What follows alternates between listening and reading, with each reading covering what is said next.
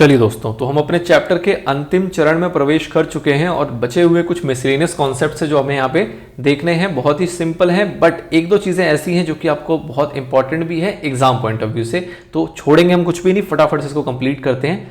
सबसे पहला जो यहाँ पे कॉन्सेप्ट आता है वो बात करता है ट्रेड रिसीवर्स की। ट्रेड रिसीवर्स का सर मतलब क्या होता है? तो ट्रेड रिसीवर्स के अंदर दो कंपोनेंट आते हैं, एक हो गया डेटर्स और दूसरा हो गया बिल रिसीवर्स। अब सर डेटर्स क्या होता है और बिल रिसीवल क्या होता है ये समझना पड़ेगा। तो डेटर्स का मतलब क्या हो गए?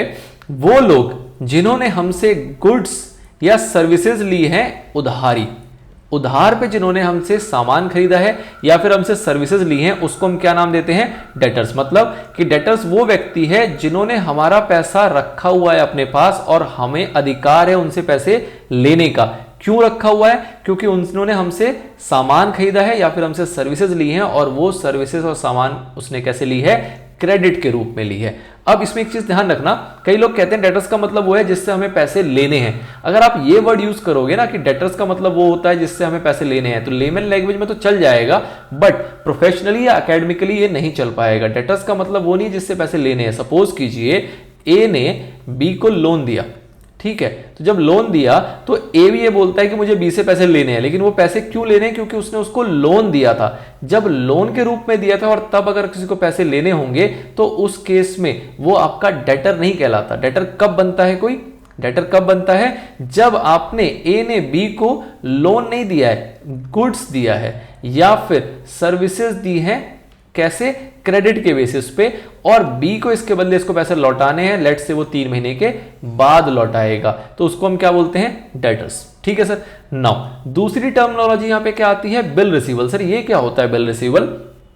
अब देखिए, जब हमने किसी को सामान बेचा और हमने कहा भाई साहब तुम पैसे दे दोगे ना, उसने कहा हाँ जी मैं पैसे दे दूंगा। आपने कहा कितने टाइम में दे दोगे? उसने कहा 3 महीने में दे दूंगा। आपने कहा चलो जी तुम मेरे डेटर बन गए। ठीक है। अब ए जो है वो थोड़ा सा शक्की इंसान है। ए कहता है यार क्या भरोसा, ये कह रहा 3 महीने में दे देगा, ना दिया तो? ये जो कह रहा है 3 महीने में दे देगा, अगर इसने नहीं दिया तो क्या करेंगे? तो ए ने क्या कहा कि भाई साहब ऐसा है ना, इस बात को लिख के दो। उसने क्या किया? एक बिल बनाया। बिल का मतलब एक बिल ड्रॉ किया। अभी बिल्कुल लेमन लैंग्वेज में समझा रहा हूं, आगे हमारा ये चैप्टर है प्रॉपर बिल रिसीवल का 11th क्लास में ही, जब हम इसको और तमीज से समझेंगे। अभी बस जिस तरीके से आपको कहानी समझा रहा हूं, सुनाने की कोशिश कर रहा हूं, आप उस तरीके से समझोगे, आपको कोई दिक्कत नहीं आएगी। तो ए ने क्या बोला कि तुम डेटर हो लेकिन ये बात कहीं लिखी नहीं है, तुमसे सामान ले गए हो, वो बात भी ठीक है, बट तुम जो मुझे पैसे है वो 3 महीने में दे दोगे, इस बात की क्या गारंटी है? और अगर 3 महीने के अंदर नहीं दोगे तो मैं तुमसे इसके ऊपर लूंगा क्या? ब्याज। वो कहता ठीक है भाई साहब ले लेना ब्याज। कह रहा था तुम बात तो सारी की सारी मान जा रहे हो, लेकिन इस बात पे मुझे भरोसा नहीं हो रहा। तो बी ने कहा कोई दिक्कत नहीं, आप ऐसा करो बिल बना लो। बिल बनाने का मतलब क्या हुआ कि एक डॉक्यूमेंट है जो दोनों ने साइन कर दिया। एक डॉक्यूमेंट है जो इसमें दोनों ने साइन कर दिया। इस डॉक्यूमेंट में जो ए के पास है उसमें यह लिखा गया कि बी से इसको 3 महीने के अंदर लेट से 1 लाख रुपए लेने का अधिकार है, और अगर 3 महीने के बाद नहीं देगा तो उसके ऊपर 12% पर एनम के हिसाब से उसको ब्याज देना पड़ेगा।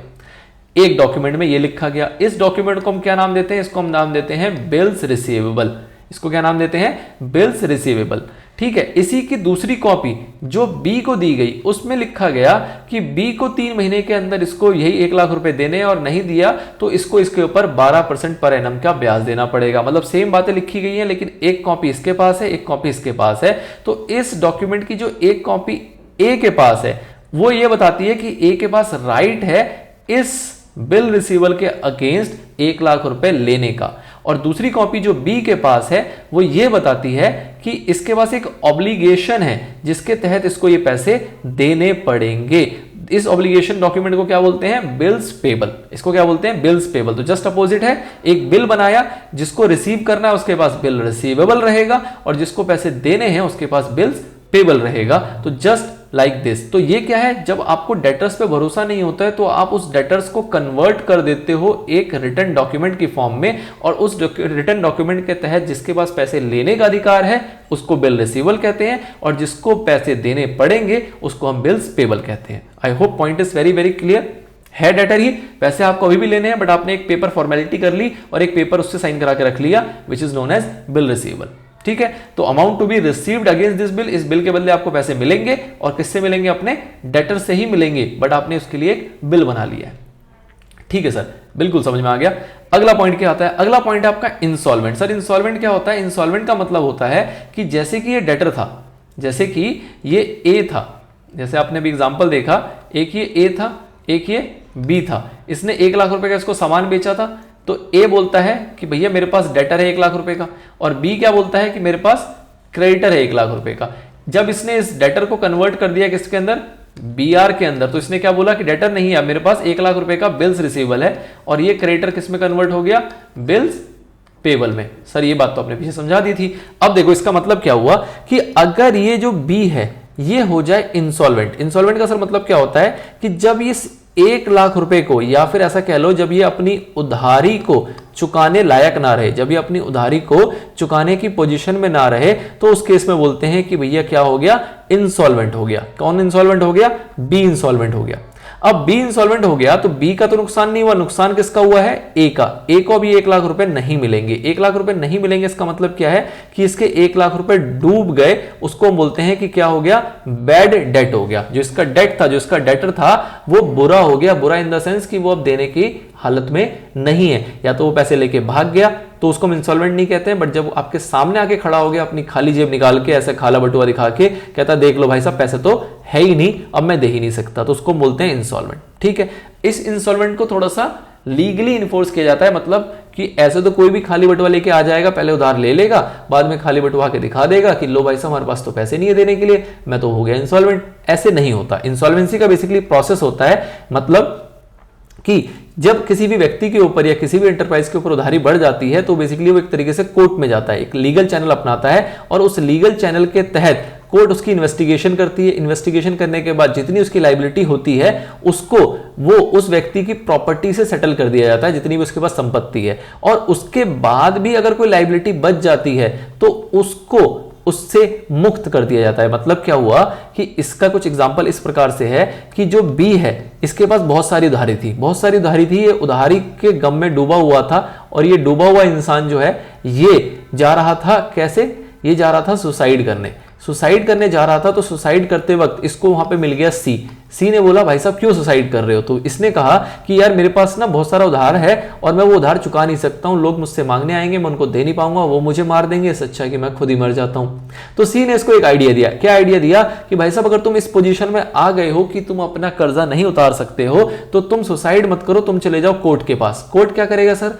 कोर्ट चेक करेगा कि ये कितना सच बोल रहा है, कितना झूठ बोल रहा है, और इसके जितने भी उधार होंगे, मतलब जितनी भी लायबिलिटीज होंगे, उसमें से इसके पास जितने भी एसेट्स होंगे उसको एडजस्ट कर दिया जाएगा। सपोज कीजिए इसके पास जो लायबिलिटीज हैं वो है 5 करोड़ के, और इसके पास जो एसेट्स हैं वो है 1 करोड़ रुपए का, तो इसको प्रोपोर्शनेटली 1 करोड़ से एडजस्ट कर दिया जाएगा, और 4 करोड़ रुपए का उधार बच जाएगा। अब इस उधारी के बदले कोर्ट इसको क्या दे देगी? एक सर्टिफिकेट दे देगी। उस सर्टिफिकेट को हम बोलते हैं इंसॉल्वेंसी सर्टिफिकेट। ये इंसॉल्वेंसी सर्टिफिकेट क्या काम करता है? ये इंसॉल्वेंसी सर्टिफिकेट जो है ये इस बी के हाथ में थमा दिया जाएगा, और इसको कहा जाएगा कि ये 4 करोड़ वाले जब भी तुम्हारे पास आए ना, उसको ये सर्टिफिकेट दिखा देना, वो वापस चले जाएंगे। मतलब कि बी से कहा गया कि तुम इंसॉल्वेंट हो चुके हो, ये हमने प्रूव कर दिया, कोर्ट ने तुम्हें एक सर्टिफिकेट दे दिया है, अगर अभी भी कोई पैसे मांगने आएगा तो उसको बोल देना कि भाई साहब मैं हो गया इंसॉल्वेंट, ये रहा मेरा सर्टिफिकेट, मेरे पास पैसे नहीं है, मैं नहीं दे सकता, और इस बेचारे को वापस लौट के जाना पड़ेगा, ये कुछ नहीं कर सकता। अगर फिर भी ये जबरदस्ती करता है तो इस 4 करोड़ वाले को कहां डाल दिया जाएगा? जेल में। ठीक है, क्यों? क्योंकि भैया ये किसी की भी जान के ऊपर की बात थी, कोई सुसाइड ना कर ले, तो इस टाइप का प्रोविजन बनाया गया कि अगर आप इस पोजीशन में आ जाते हो कि आप अपना उधार चुकाने के लायक नहीं हो, तो आप अपने आप को इंसॉल्वेंट करार दे दो, इंसॉल्वेंसी का आपके ऊपर एक सर्टिफिकेट मिल जाएगा, और आप अपने डेट को पे करने से मुक्त हो जाओगे। ये बेसिकली सुसाइड को रोकने के लिए एक नोबल कॉज के अंदर एक प्रैक्टिस बनाई गई। ठीक है, अब ऐसी सिचुएशन में जो लोगों ने ये उधार दिया था, जैसे कि हमारे एग्जांपल में था ए, तो ए का जो 1 लाख रुपए का ये डेटर था, जो कि फर्दर कन्वर्ट हो गया था किसके अंदर?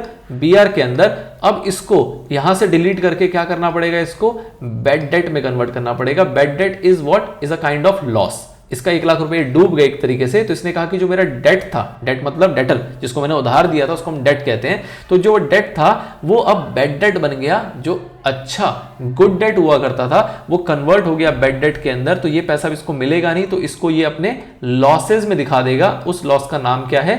Bad debt. ठीक है, कि जब भी कोई व्यक्ति पैसे देने की हालत में नहीं होता उसको हम क्या बोलते हैं, इंसॉल्वेंट। और इंसॉल्वेंसी जब भी किसी की होती है तो ऑब्वियसली किसी ना किसी का क्या बनता होगा, बैड डेट बनता होगा। तो वो बैड डेट का कॉन्सेप्ट आपका यहाँ पे क्लियर हो जाता है।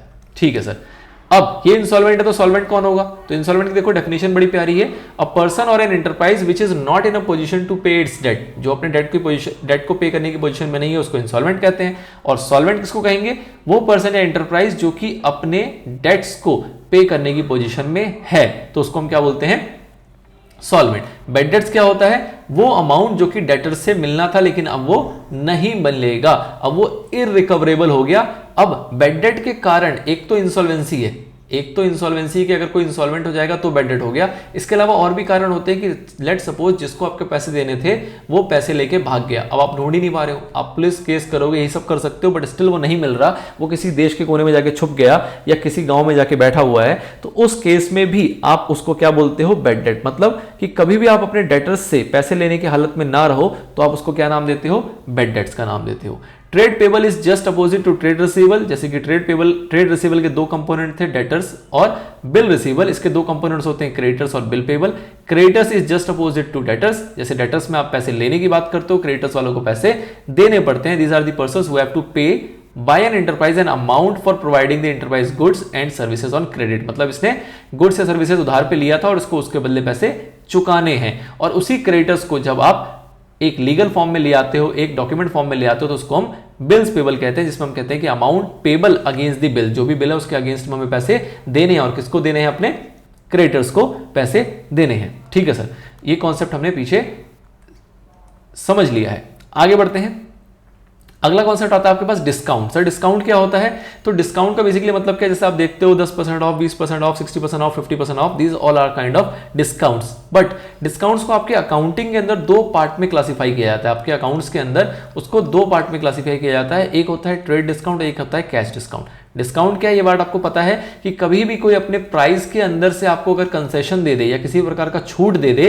तो उसको हम क्या बोलते हैं, डिस्काउंट बोलते हैं। कि कोई आइटम 100 रुपए का था लेकिन आपसे कहा गया कि भैया तुमको 90 में मिल जाएगा, तो वो क्या है, डिस्काउंट है, 10 रुपए का आपको क्या मिल गया, डिस्काउंट। ठीक है, अब कभी भी जब कोई प्राइस होती है जिसको हम बोलते हैं एमआरपी या फिर कह लो कैटलॉग प्राइस, मतलब कि एक आइटम है जिसकी प्राइस डिसाइड की गई है, लेट से उसकी एमआरपी थी 150 लेकिन डिसाइड किया गया 100 रुपए, लेकिन अभी भी आपको जो सेलर है वो कहता है कि हम आपको ये 90 रुपए में देने को तैयार हैं, तो इस टाइप के डिस्काउंट को आप क्या बोलते हो, इस टाइप के डिस्काउंट को आप बोलते हो ट्रेड डिस्काउंट। मतलब कि जो भी उसकी कीमत है, जिस कीमत पे उसको जनरली बेचा जाता है, उससे जब आपको कुछ डिस्काउंट मिलता है तो जितना भी डिस्काउंट का डिफरेंस होता है उसको हम क्या नाम देते हैं, उसको नाम देते हैं ट्रेड डिस्काउंट का। ट्रेड डिस्काउंट जनरली कब दिया जाता है, जब आप बल्क में क्वांटिटी परचेज करते हो, जब आप बल्क में क्वांटिटी परचेज करते हो तब जो आपको डिस्काउंट मिलता है उसको हम क्या बोलते हैं, ट्रेड डिस्काउंट। फॉर एग्जांपल आपने देखा होगा कि अगर आप एक शर्ट लोगे तो आपको पड़ेगा 2000 रुपए का, लेकिन आप दो शर्ट लोगे तो आपको पड़ जाएगा 1500 ईच, मतलब 3000 रुपए में आपको दो शर्ट मिल जाएंगे। तो इसका मतलब क्या हुआ, जैसे आपने क्वांटिटी बढ़ाई आपको कुछ डिस्काउंट मिल गया। अब यहां पे आपको मोटा मोटा 500 रुपए पर शर्ट पे डिस्काउंट मिल रहा है, एक शर्ट पे 500 रुपए का डिस्काउंट मिल रहा है। क्यों, क्योंकि आपकी क्वांटिटी जो है वो इंक्रीज हो गई है। This type of discount is known as trade discount. ठीक है सर, कैश डिस्काउंट क्या होता है फिर, कैश डिस्काउंट ये होता है कि जब ए ने बी को क्रेडिट में माल बेचा 1 लाख रुपए का, तो उस केस में ये डेटर था। अब इसने क्या बोला, इसने ऑफर दिया, जब बेचा उस टाइम पे ऑफर दिया कि भाई साहब अगर 3 महीने का उधार लोगे ना तो तुमको 1 लाख रुपए देने पड़ेंगे, लेकिन अगर तुम मुझको आज के आज अगर पैसा दे दोगे तो तुम 90,000 रुपए दो, 10,000 रुपए का तुमको हम दे देंगे क्या, डिस्काउंट। 90,000 रुपए दो और बात खत्म करो। ठीक है, तो ऐसा कब होता है, जब किसी को पैसे की जरूरत होती है। अगर किसी को पैसे की जरूरत होती है तो वो कहता है कि यार 3 महीने तक लेके बैठा रहेगा, मुझे कहीं और से उधार लेके काम करना पड़ेगा, उसको ब्याज दूंगा, इससे अच्छा इसी को डिस्काउंट दे देते हैं और इससे जो अपना पैसा है वो निकलवा लेते हैं। तो कभी भी किसी को अगर प्रॉम्प्ट पेमेंट के लिए डिस्काउंट दिया जाता है तो उस डिस्काउंट को हम क्या बोलते हैं, कैश डिस्काउंट। ठीक है, ट्रेड डिस्काउंट वो होता है जो कि बल्क क्वांटिटी के लिए मिलता है, कैश डिस्काउंट वो होता है जो कि आपको प्रॉम्प्ट पेमेंट के बिहाफ पे हम अलाउ करते हैं अपने कस्टमर्स को। ट्रेड डिस्काउंट जो है वो आपके कैटलॉग प्राइस या फिर जो भी आपका एमआरपी वगैरह होती है उस पर फिक्स परसेंटेज छूट दी जाती है, जैसे 5%, 10%, 20%, 50%, जो भी आप यहाँ पिक्चर में देख पा रहे होंगे। एक और ब्यूटी है ट्रेड डिस्काउंट की कि इसको बुक्स ऑफ अकाउंट में रिकॉर्ड नहीं किया जाता। मतलब क्या हुआ कि जैसे कि किसी को सेल किया गया, जैसे कि हमने एग्जांपल देखा कि 2000 रुपए की अगर एक शर्ट बेची तो हम सेल्स में कितना दिखाएंगे, 2000 रुपए। अब अगर किसी को 2 शर्ट बेची है और 1500 रुपए की एक, तो मैं सेल्स में कितना दिखाऊंगा, 3000 रुपए। मतलब कि ऐसा नहीं है कि मैं 4000 रुपए सेल्स में दिखाऊंगा, 1000 रुपए डिस्काउंट में दिखाऊंगा और फिर मैं दिखाऊंगा 3000 रुपए, नहीं। ट्रेड डिस्काउंट की ब्यूटी क्या है कि आपने ये ट्रेड करते वक्त अपने कस्टमर को लुभाने के लिए दी थी, तो जो भी कस्टमर से आपको पैसा मिलेगा वो पैसा क्या है आपका, सीधा सीधा वो जो पैसा मिला वो आपका क्या माना जाएगा, सेल्स माना जाएगा। ट्रेड डिस्काउंट को आप अपने बुक्स में कहीं भी दिखाते नहीं हो, वो एक सेटलमेंट का तरीका है जो कि मार्केट में अपनाया जाता है, बट बुक्स में कहीं भी रिकॉर्ड नहीं होता। बट कैश डिस्काउंट ऐसा डिस्काउंट है जो कि आप अपने बुक्स में रिकॉर्ड करते हो। मतलब 3000 में से अगर आपने कहा कि भाई साहब अभी पैसे दोगे तो 2500 देने हैं और अगर उधार पे लोगे तो 3000 का पड़ेगा, तो उस केस में अगर उसने 2500 दिए तो आप पहले सेल्स दिखाओगे कितने का, 3000 रुपए का, और उसमें से माइनस करोगे किसके नाम से, डिस्काउंट के नाम से 500 रुपए, और फिर दिखाओगे कैश में कितना, 2500 रुपए। मतलब कि इस डिस्काउंट की आप रिकॉर्डिंग करते हो अपने बुक्स ऑफ अकाउंट्स में। मतलब जब हम इसकी एंट्री बनाएंगे, जब हम इसको अपने बुक्स में एंटर करेंगे तो हम इस 500 रुपए को दिखाएंगे, लेकिन जो हमें ये 1000 रुपए का डिस्काउंट मिला था इसको हम नहीं दिखाते हैं, बस कैलकुलेशन में यूज करते हैं।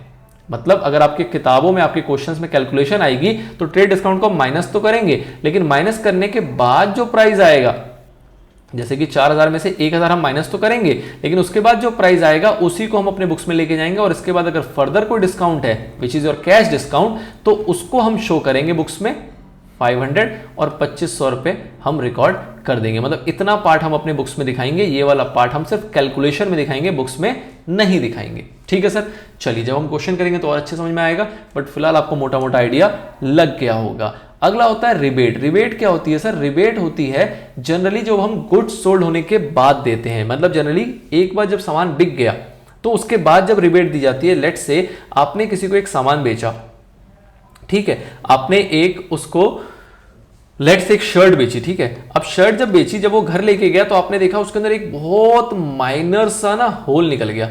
अब वो आपके पास शर्ट लेके आ गया, ठीक है, माइनर सा उसके अंदर एक होल है, वो शर्ट लेके आ गया। वो कहता है भाई साहब इसमें तो डिफेक्ट है। अब आपने उसको क्या कहा कि यार तुम ऐसा करो, 2000 की शर्ट थी ना, हम तुम्हें 1000 रुपए का रिबेट देते हैं, 1000 रुपए बस तुम्हें देने हैं और ये शर्ट तुम्हारी हो जाएगी। तो इस टाइप के जब डिस्काउंट दिए जाते हैं उसको हम क्या नाम देते हैं, डिस्काउंट के बदले रिबेट। रिबेट का बेसिकली मतलब क्या हुआ कि जब भी जो आपकी स्पेसिफाइड स्पेसिफिकेशन था, जो आपका डिसाइडेड स्पेसिफिकेशन था, इसके अंदर कुछ चेंज होता है। मतलब कि आप कहते क्या हो कि 1 किलो क्वांटिटी है, बट उसके अंदर निकलती कितनी है, 900 ग्राम। तो उस केस में जो आप छूट देते हो उसको हम क्या नाम देते हैं, रिबेट का। तो रिबेट जनरली कब दिया जाता है, जब एक बार सामान बिक जाता है, उसके बाद जिस प्रकार की छूट्स वगैरह प्रोवाइड की जाती है उसको हम क्या नाम देते हैं, रिबेट का नाम देते हैं। ठीक है सर, इसके बाद आता है हमारे पास वाउचर। वाउचर क्या होता है, वाउचर क्या होता है, वाउचर बेसिकली एक एविडेंस है हमारी ट्रांजैक्शन का। मतलब कि कोई भी ट्रांजैक्शंस जो होती हैं उस ट्रांजैक्शंस के क्या होते हैं, हमारे पास बिल्स होते हैं। जो भी ट्रांजैक्शंस होती हैं उसके क्या होते हैं, बिल्स होते हैं, या कह लो इनवॉइस होता है। इस इनवॉइस को देखते हुए हम उसकी एक ट्रांजैक्शन एंट्री करते हैं। इसको ट्रांजैक्शंस को क्या करते हैं, हम एंटर करते हैं। इस ट्रांजैक्शन एंट्री को हम क्या बोलते हैं, वाउचर। मतलब कि वो वाउचर ही आपका सपोर्टिंग है, उस वाउचर में ही हम लिखते हैं कि बताओ हम क्या डेबिट कर रहे हैं, क्या क्रेडिट कर रहे हैं, कितना अमाउंट दिखा रहे हैं और क्या क्या बातें लिख रहे हैं। वो सारी चीजें जिस पेपर पे लिखी जाती है, जो कि कौन मेंटेन करता है, आपका अकाउंटेंट मेंटेन करता है, इसको हम क्या बोलते हैं, वाउचर। ठीक है, तो अगर कहीं एविडेंस के रूप में हमें शो करना हो, ट्रांजैक्शन को वेरीफाई कराना हो, तो हम क्या दिखाते हैं उसको, ये वाउचर ही शो करते हैं कि भैया इस वाउचर के बेस पे हमने एंटर किया था। और वो जो वाउचर होगा उसके साथ हमेशा क्या लगा हुआ होगा, supporting document which is invoice और बिल। मतलब कि आपके बिजनेस के अंदर जो आपका बिजनेस का मालिक है उसने कहा कि भैया मेरे पास एक बिल आया है टेलीफोन का, मेरे पास एक टेलीफोन का बिल आया है 5000 रुपए, इसकी पेमेंट कर दो। ठीक है, तो 5000 का जो टेलीफोन बिल है ये क्या है, ये है सपोर्टिंग वाउचर। ठीक है, इस सपोर्टिंग वाउचर के साथ आप क्या बनाओगे, वाउचर। ये सपोर्टिंग डॉक्यूमेंट है, इसके साथ आप क्या बनाओगे, वाउचर। वाउचर में क्या बोलोगे, टेलीफोन एक्सपेंस कितना, 5000 रुपए, ये खर्चे में जाएगा, और कैश आपका कितना जाने वाला है, 5000 रुपए। इस टाइप से लिखोगे, ये आपका डेबिट करोगे, इसको क्रेडिट करोगे, फिर यहाँ कुछ नरेशन में लिखोगे क्या कि भैया इतना इतना पैसा जो है वो इस पीरियड के टेलीफोन बिल के लिए पे किया गया। इस एक समरी को जिसको आप एविडेंस के रूप में यूज करते हो उसको हम क्या नाम देते हैं, वाउचर्स का नाम देते हैं। ठीक है सर। अच्छा जी, आगे कॉन्सेप्ट क्या आता है? Trading account. ट्रेडिंग अकाउंट क्या होता है? वो अकाउंट जो कि हमारा प्रॉफिट एंड लॉस, हमने देखा ट्रेडिंग अकाउंट और प्रॉफिट एंड लॉस अकाउंट जो है ये हमारे काम आता है फाइनेंशियल रिजल्ट्स बताने के लिए। और हमने पीछे के पार्ट्स में देखा कि अलग अलग टाइप के हमारे रिजल्ट्स होते हैं, अलग अलग टाइप के हमारे प्रॉफिट होते हैं। एक हमने देखा ग्रॉस प्रॉफिट, तो अगर ग्रॉस प्रॉफिट अपने को चाहिए तो उसके लिए हमें क्या बनाना पड़ेगा? Trading account. और अगर अपने को चाहिए नेट प्रॉफिट, तो नेट प्रॉफिट हमें किस अकाउंट से पता लगता है? प्रॉफिट एंड लॉस अकाउंट से। तो ये पुरानी चीजें, हमने प्रॉफिट्स की दो वैरायटी देखी थी, उसको फाइंड आउट करने के ये हमारे अकाउंट है। अब आप ये मत पूछना कि ऑपरेटिंग प्रॉफिट कैसे पता लगता है। ऑपरेटिंग प्रॉफिट हमें कैलकुलेशन से पता लगता है। ऑपरेटिंग प्रॉफिट के लिए कोई अकाउंट नहीं है। अकाउंट हमारे ट्रेडिंग और प्रॉफिट लॉस ही होते हैं, बट इसी के अंदर हम थोड़ी सी छेड़खानी करेंगे, कुछ प्लस करेंगे, कुछ माइनस करेंगे, तो हमारा ऑपरेटिंग प्रॉफिट डिराइव हो जाएगा। बट अपरेंटली यहां पे पूछा गया ट्रेडिंग अकाउंट से क्या डिटरमाइन होता है, तो उससे ग्रॉस प्रॉफिट होता है। और प्रॉफिट एंड लॉस अकाउंट जो है वो हमारा प्रिपेयर किया जाता है क्या फाइंड आउट करने के लिए? नेट प्रॉफिट पता लगाने के लिए। अगला टर्म आया बैलेंस शीट। आपको पता है कि बैलेंस शीट जो है वो अकाउंटिंग पीरियड के एंड में बनाया जाता है और इससे आपको क्या पता लगता है? फाइनेंशियल पोजीशन अपने बिजनेस का। कौन रिफ्लेक्ट करता है? बैलेंस शीट रिफ्लेक्ट करता है। लास्ट टर्म आता है आपका goods and service tax. Goods and service tax क्या है? तो आपको पता है कि आपके जो टैक्सेस हैं इंडिया में, जो टैक्सेस हैं वो दो पार्ट के होते हैं। या तो वो होते हैं डायरेक्ट टैक्स और या तो वो होते हैं इनडायरेक्ट टैक्स। डायरेक्ट टैक्स का मतलब क्या होता है सर? डायरेक्ट टैक्स का मतलब होता है जैसे कि आपका इनकम टैक्स, जो आपकी इनकम के ऊपर लगता है। और इनडायरेक्ट टैक्स का मतलब क्या होता है? जो आप गुड्स या सर्विसेज के ऊपर लगाते हो उसको बोलते हैं इनडायरेक्ट टैक्स। पहले पुराने जमाने में आपके अलग अलग टाइप के टैक्स हुआ करते थे, जैसे कि एक्साइज ड्यूटी हुआ करता था, आपका सेल्स टैक्स हुआ करता था, आपका वैट हुआ करता था, आपका सर्विस था तो सर्विस टैक्स हुआ करता था, और भी अलग अलग टाइप के टैक्स हुआ करते थे। इन सभी टैक्सेस को आपको पता है कि मर्ज कर दिया गया और उसको एक नाम दिया गया जिसका नाम है GST, goods and service tax. ठीक है, मतलब आज के टाइम पे आप कोई भी सामान खरीदते हो या कोई भी सर्विसेज लेते हो तो उस पर एक ही टैक्स लगता है, इसको बोलते हैं हम जीएसटी। जैसे कि आप किसी रेस्टोरेंट में या पिज्जा हट में जाके अगर आप पिज्जा ऑर्डर करते हो तो पिज्जा जो आपका होता है वो लेट से आपका 500 रुपए का पिज्जा है, उसके ऊपर जो जीएसटी लगता है वो कितना लगता है? 5% का जीएसटी लगता है 25 रुपए, और आपको ये पिज्जा कितने का मिलेगा? 525 रुपए का। तो कोई भी गुड्स आज के टाइम पे जो आप परचेज करोगे, चाहे वो कंजम्पशन का चाहे कुछ भी हो, अनलेस अदरवाइज कि उसके ऊपर जीएसटी की छूट मिल रखी है, तो उस पर आपको टैक्स पे करना पड़ता है, which is known as goods and service tax. दो टाइप होती है इसके अंदर। आप जब परचेज करता है, जो ये भी इस कॉमोडिटी को, जो भी इस आर्टिकल को, जो भी इस आइटम को परचेज करेगा, उसको यहाँ पे करना होता है टैक्स। और जो ये पिज्जा बेच रहा है, कौन? पिज्जा हट वाला, ये पिज्जा हट इसको क्या करेगा? कलेक्ट करेगा, और कलेक्ट करने के बाद इसको कहां लेके जाएगा? गवर्नमेंट के पास जमा करेगा। That's why it is called indirect tax. Direct tax वो होता है जो कि हम डायरेक्टली किसको देते हैं? गवर्नमेंट को देते हैं। मतलब हमारी इनकम पे जो टैक्स हुआ वो हम खुद ही कैलकुलेट करते हैं और कैलकुलेट करके किसको दे देते हैं? सरकार को। लेकिन इनडायरेक्ट टैक्स वो होता है जो कि देते हम हैं, हम बोले तो कंज्यूमर, जो भी वो गुड्स या सर्विसेज को कंज्यूम कर रहा है, पे वही करता है, लेकिन वो किसको देता है? वो देता है वेंडर को। वेंडर बोले तो वेंडर कह लो, सप्लायर कह लो, या फिर जो भी हमारे शॉपकीपर होते हैं उनको पे करते हैं, और ये लोग उसको इनडायरेक्ट वे में कहां तक लेके जाते हैं? गवर्नमेंट के पास लेके जाते हैं, मल्टीपल चैनल्स के थ्रू। बट बर्डन किसके ऊपर आता है? कंज्यूमर के ऊपर, हमारे ऊपर, आपके ऊपर। ठीक है, तो this is the concept of goods and service tax. तो इसकी भी अकाउंटिंग हम देखेंगे, इस आगे जो चैप्टर्स आएंगे उसके अंदर हमें जीएसटी की भी अकाउंटिंग समझनी है। एक आपका एक लौता चैप्टर है पूरे जीएसटी के ऊपर, तो इसलिए आपको बेसिक फ्रेमवर्क पता होना चाहिए कि जीएसटी क्या है। ऑल्दो जीएसटी आए हुए बहुत टाइम हो गया, तो आपको बेसिक आइडिया तो होगा, क्योंकि इसी दुनिया में हम भी रहते हैं, इसी दुनिया में आप भी रहते हो, तो आपको पता होगा कि कोई भी सामान आप खरीदते हो तो उस पर जीएसटी किस तरीके से लगा के आपको दिया जाता है। ठीक है सर, तो this is all about chapter number 2। Conceptually हमारा पार्ट ये कंप्लीट हो जाता है। अब हम जो आने वाले पार्ट्स है उसमें हम बात करेंगे सिर्फ और सिर्फ प्रैक्टिस की, मतलब क्वेश्चन आंसर्स की, एमसीक्यूज वगैरह की, ट्रू फॉल्स, फिलअप्स, इन सब चीजों की बात करेंगे। कॉन्सेप्ट्स हमने यहाँ पे डेवलप कर लिए हैं। चलिए सर, तो इसको करते हैं यहाँ पे एंड, और फिर कंटिन्यू करेंगे अपने प्रैक्टिस सेशंस को।